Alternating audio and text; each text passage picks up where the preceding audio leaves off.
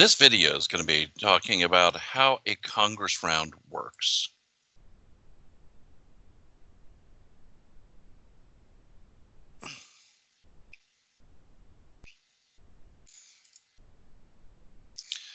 So when you're at a tournament, there's going to be postings, generally in a cafeteria or in some place where everybody can get access to them. And it's going to tell you which room that you're supposed to be competing in. While some local tournaments might only have one chamber, there are tournaments that have two or more chambers. So it's very important that you make sure that you are in the right room. And if it shows a seating chart, please make sure that you are seated in the place that they want you to, because that's where they expect you to be seated. There's usually between 10 and 20 students in a Congress chamber, and that depends upon the tournament and the format. The virtual tournaments have fewer students in them because it's easier to follow. Some of the brick and mortar tournaments have more students in there because you can put them in a classroom. The debate is going to last approximately 3 hours, and it's going to be focused on legislation that the tournament has chosen for debate for that particular session. So they will choose some pieces of legislation for prelims, they'll choose different legislation for semis, and they'll choose yet different legislation for finals. For the Texas Forensic Association tournaments, those are chosen from the 30 pieces of legislation that are either in the fall semester packet or the spring semester packet. And of course, the tournament is going to determine the number of students that advance to the next rounds. That depends upon the total number of students in the tournament. Your job is to go in there and have fun and do well when speaking. So how do we start a session? First thing is a student is going to be elected presiding officer. Notice this says it will not be a Bellaire student. We do not have Bellaire students that are presiding officers, and there's a number of reasons for that. Number one is because most judges don't know how to really differentiate between a good presiding officer and a bad one.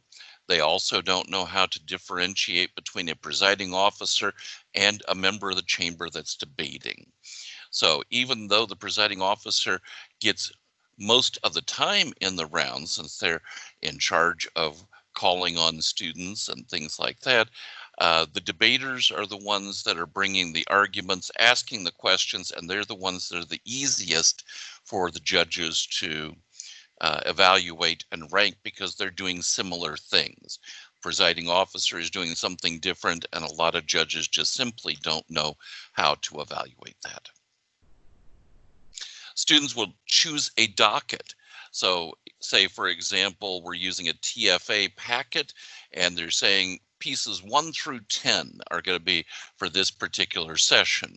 Well, the students in that chamber can decide what order that they want those to be in. They don't have to go from 1 through 10 in numerical order. They can choose the order that they want to. And we will have another video that talks about how do you determine what order legislation should be in a docket.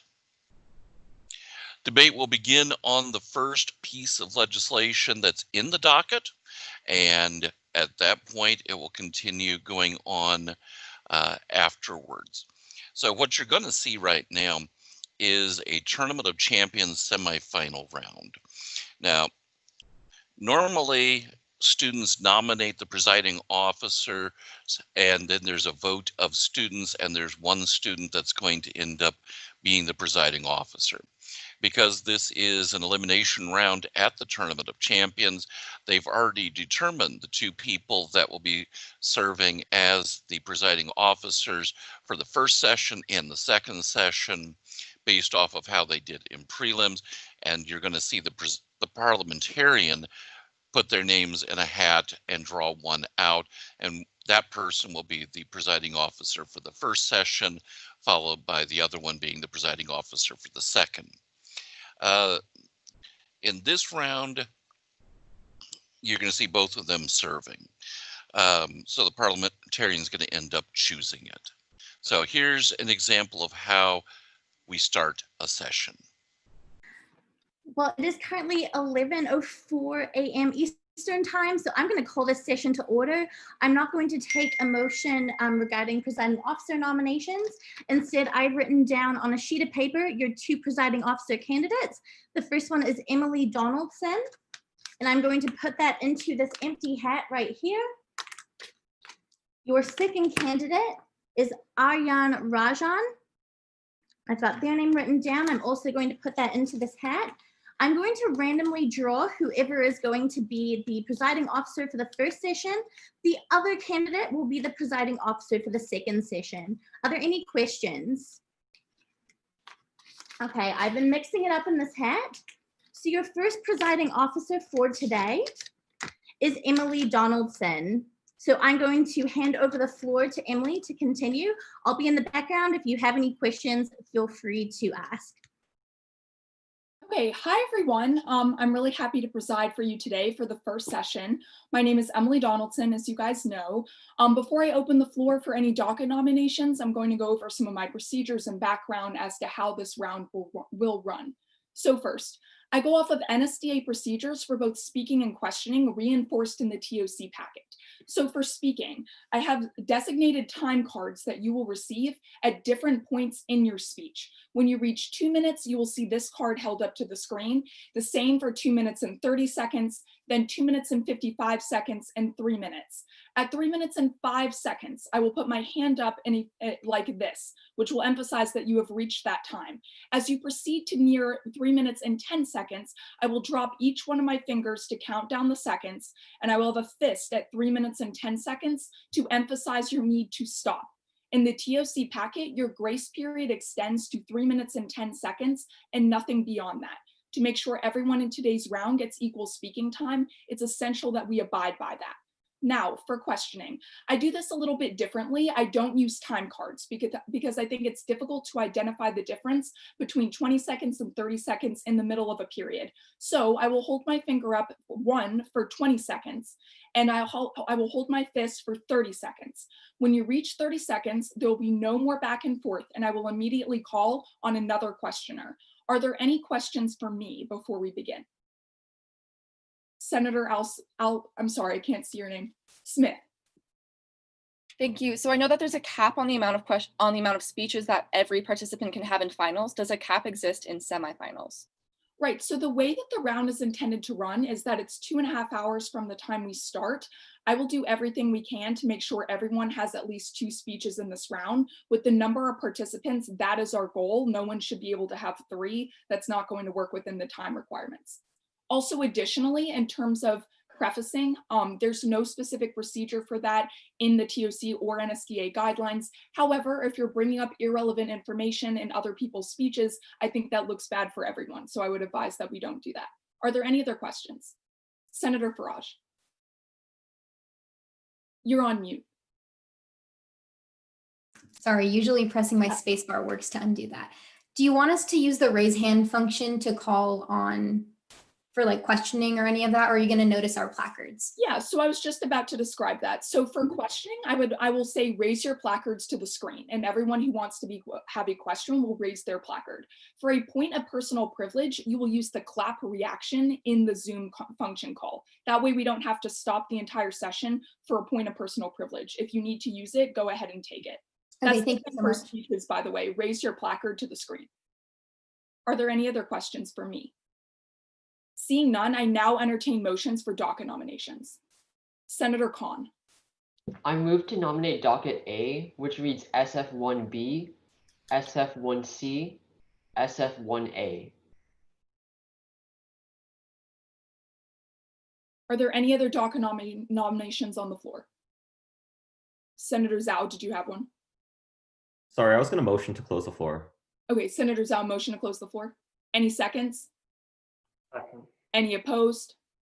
Seeing none, we will proceed with docket A. Sorry, opposed. Okay, just for the chamber, if you can leave your placard to the screen, that would be helpful so I can make sure I can see everyone. But yes, Senator Joel. Motion to nominate docket B consisting of SF A and SFB and SFC. Are there any other docket nominations on the floor? Seeing none, I'll unilaterally close the floor and we will now vote between docket A and docket B. If everyone wants to write this down, docket A consists of SF1B, SF1C, and SF1A. Docket B consists of SFA, SFB, and SFC, all in session 1, of course. All those who wish to pass docket A, raise your placards to the screen and keep them risen. All those who wish to pass docket B. It's clear majority for docket A, so we will proceed for piece of legislation SF1B. Are there any sponsorships? Raise your placards to the screen. Now that you've seen how a session begins, now we'll focus on what happens after it gets started. What you'll see is pro and con speeches that are going to be going on. They are a maximum of 3 minutes each. Following each pro and con speech is a questioning period. So after the first pro speech, 2 minutes of questioning. After the first con speech, there's 2 minutes of questioning. All other speeches that are being during the debate are going to be followed by 1 minute of questions. The questions normally are going to be one student, one question at a time. And of course, you're going to alternate between the speeches. So we're going to show you a little example of this. The topic that they're debating here is eliminating gender on passports. They just completed the pro speech and they're getting ready for a con speech. One difference in this is at the Tournament of Champions, they do allow for 4-minute speeches as opposed to 3-minute speeches, which is the normal length for most of the tournaments that we attend. The crossfire is also a little bit different here in that it's broken up into 30-second blocks with one student getting 30 seconds to ask and answer questions, as opposed to the traditional way where you have one question per student coming up. So here's an example of a con speech followed by a crossfire. Well, that was a speech in the affirmation, so all speakers in negation, please rise. Between those standing, it'll go to Representative Cox. Thank you. That's Representative Cox whenever everyone is ready.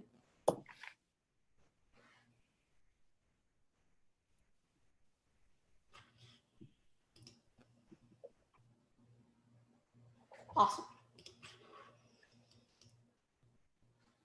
In 1938, the Nazi Reich Ministry invalidated all Jewish passports and had them reissued with a J.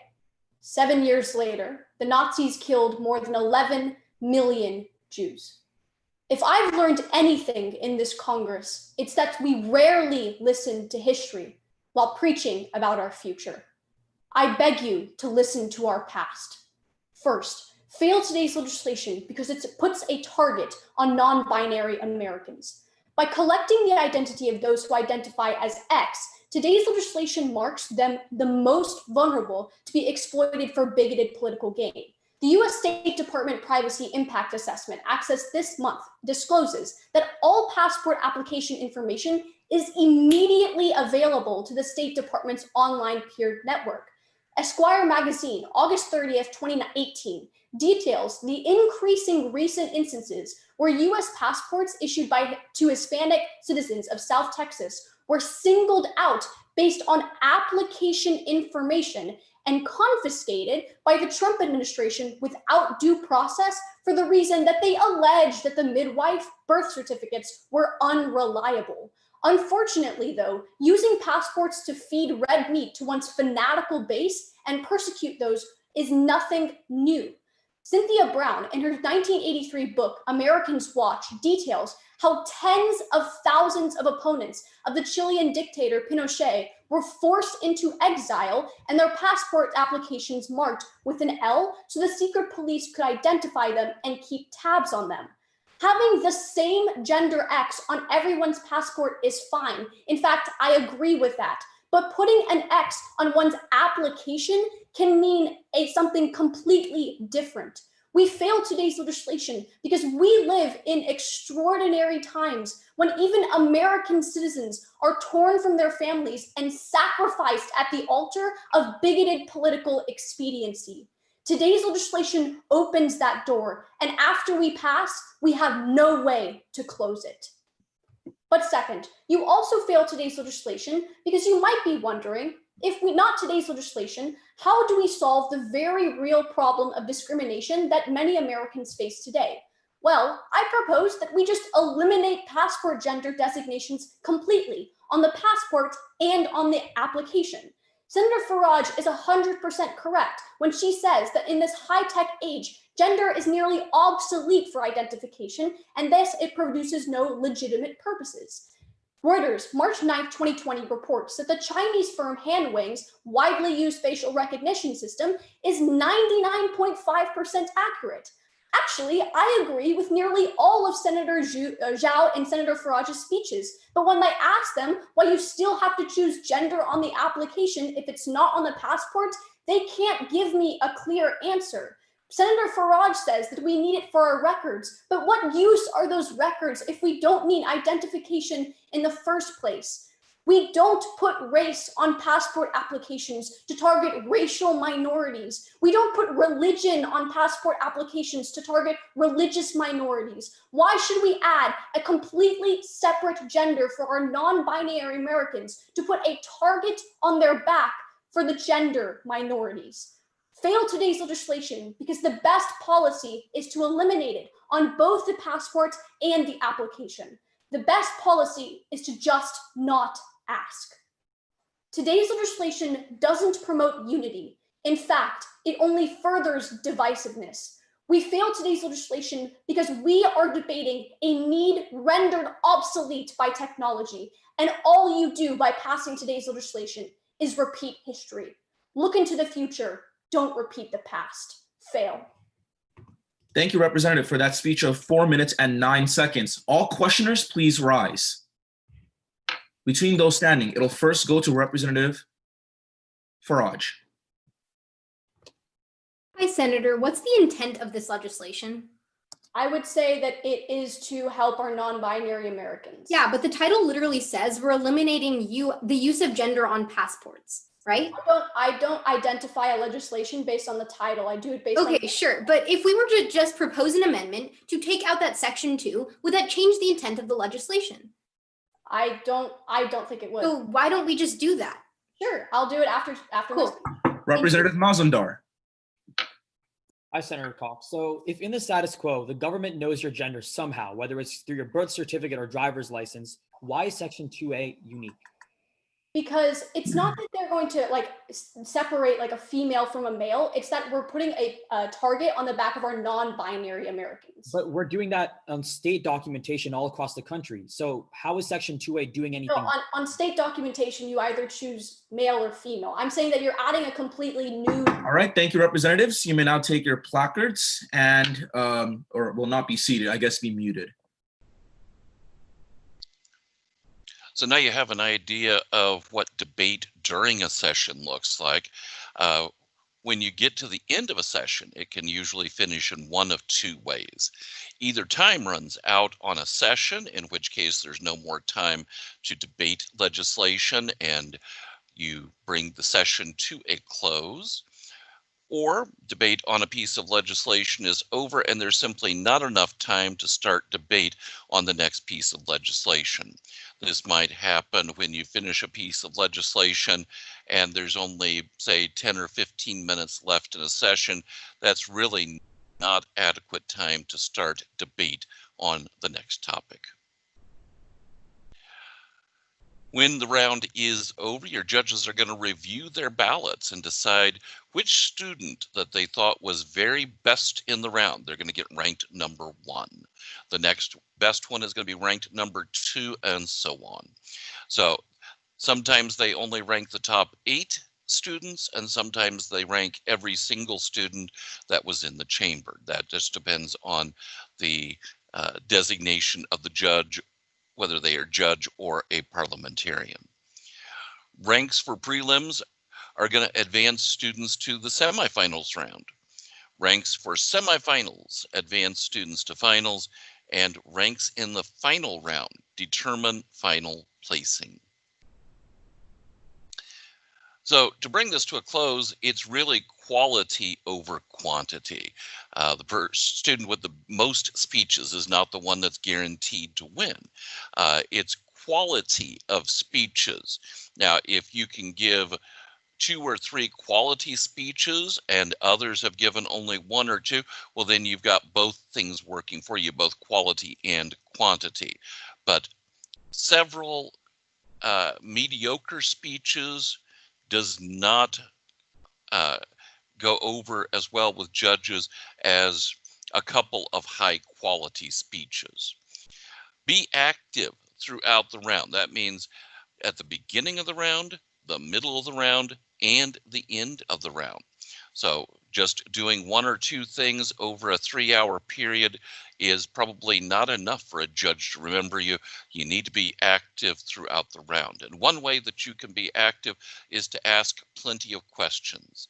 Whether you're planning on speaking on a topic or not, you certainly have the ability to ask questions, and that's another way for a judge to remember who you are and to gauge how you did overall, because it's not just the speeches, it's the questions, it's your overall presence in the round that judges rank.